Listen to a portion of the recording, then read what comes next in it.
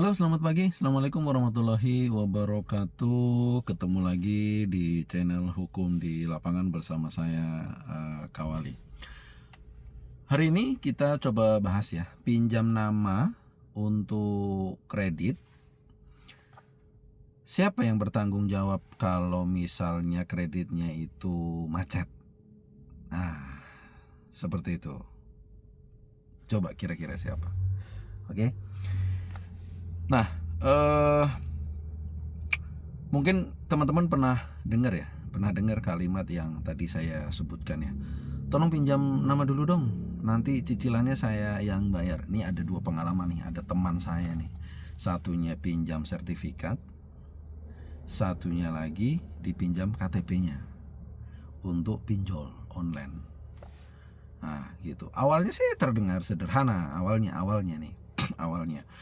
Karena yang mengajukan kredit adalah kawan akrab, apalagi saudara.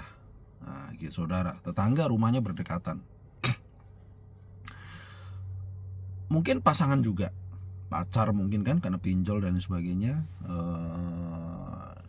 Di kuliahan lah atau di mana gitu ya. Atau mungkin bahkan rekan kerja, samping kanan samping kiri, kita yang mungkin tiap hari nongkrong bareng, makan siang bareng dan sebagainya. Akhirnya kita anggap itu bisa dipercaya gitu ya. Nah, tapi ketika cicilannya ini mulai macet, masalah besar pun muncul. Seperti itu. Nah, pertanyaannya, siapa yang bertanggung jawab nih secara hukum? Itu yang pasti ya. Orang yang memakai barangnya atau orang yang namanya tercantum dalam perjanjian kredit gitu. Oke, kita bahas ya di pagi hari ini. Nah, kasus yang sering terjadi di lingkungan kita itu sepertinya sangat menarik ya, karena banyak ya kejadian seperti ini ya. Kejadian seperti ini tuh banyak banget gitu ya. Nah, kita kasih contoh aja deh, misalnya gitu ya, misalnya seseorang ingin membeli motor, mobil, atau mengajukan pinjaman gitu, tapi karena alasan tertentu pengajuannya itu ditolak. Pengajuannya itu ditolak sama bank karena mungkin BI checkingnya, atau mungkin dari sisi pendapatannya, atau dari sisi track record di banknya itu mungkin kurang bagus, jadi akhirnya ditolak gitu ya. Akhirnya dia ini meminta bantuan orang lain, seperti tadi saya sebutkan, kita, teman, saudara, tetangga, dan lain sebagainya gitu. Nah, untuk menggunakan identitasnya dan namanya agar kreditnya itu bisa disetujui oleh pihak leasing ya, atau pihak pembiayaan. Awal pembayarannya lancar, 1, 2, 3, 4 mungkin lancar gitu ya. Namun beberapa bulan kemudian biasanya yang jadi permasalahan ini macet. Nah, saat itulah penagihan dimulai oleh debt collector atau telepon yang berkali-kali. Kalau misalnya itu pinjol online gitu ya. Nah, dan yang pertama kali dicari itu pasti nama si identitas yang dipinjam tadi ya. Yang dipinjam tadi gitu ya. Misalnya pinjam motor nih dengan namanya kita misalnya. Wah, kita dulu yang dicari pastinya. Gitu.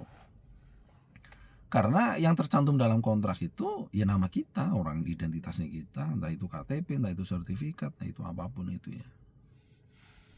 Nah, gitu. Nah, kira-kira siapa nih yang bertanggung jawab menurut hukum gitu ya. Nah, secara hukum perdata yang dilihat pertama kali adalah isi perjanjian. Siapa yang menandatangani, siapa yang menjadi debitur, siapa yang namanya tercantum di dalam kontrak.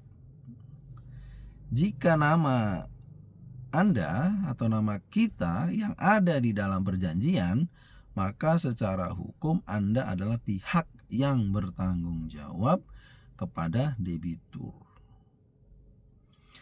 Meskipun barangnya dipakai oleh orang lain, meskipun cicilan sehari-hari dibayar orang lain, meskipun Anda merasa hanya membantu, Di mata hukum, kontrak tetap mengikat pihak yang menandatanganinya. Makanya hati-hati nih kawan ya. Nah, bisakah menuntut orang yang memakai nama kita atau nama Anda ya, atau nama Anda? Kalau terjadi kerugian, tentu masih ada upaya hukum yang bisa dilakukan. Misalnya apabila ada bukti perjanjian internal, misalnya teman kita atau saudara kita meminjam identitas kita itu dengan surat perjanjian. Bukan asal minjem doang, bro, gue minjem dong identitas lo, gue minjem dong sertifikat lo dan lain sebagainya, tanpa adanya hitam di atas putih perjanjian gitu.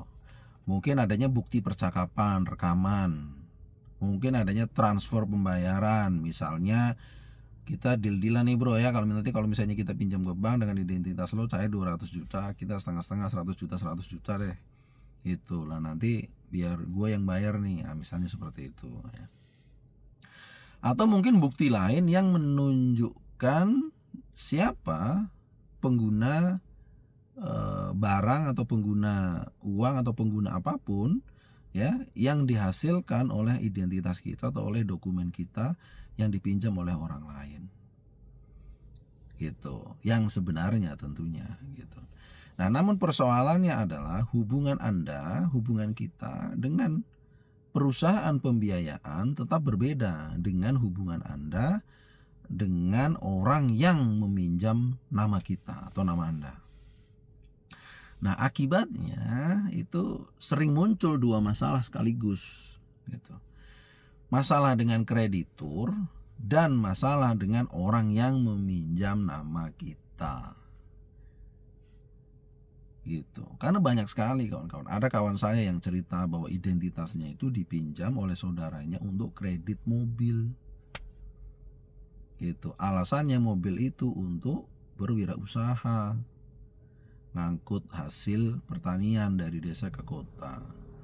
Tapi tadi saya sebutkan 3-4 bulan lancar seperti itu.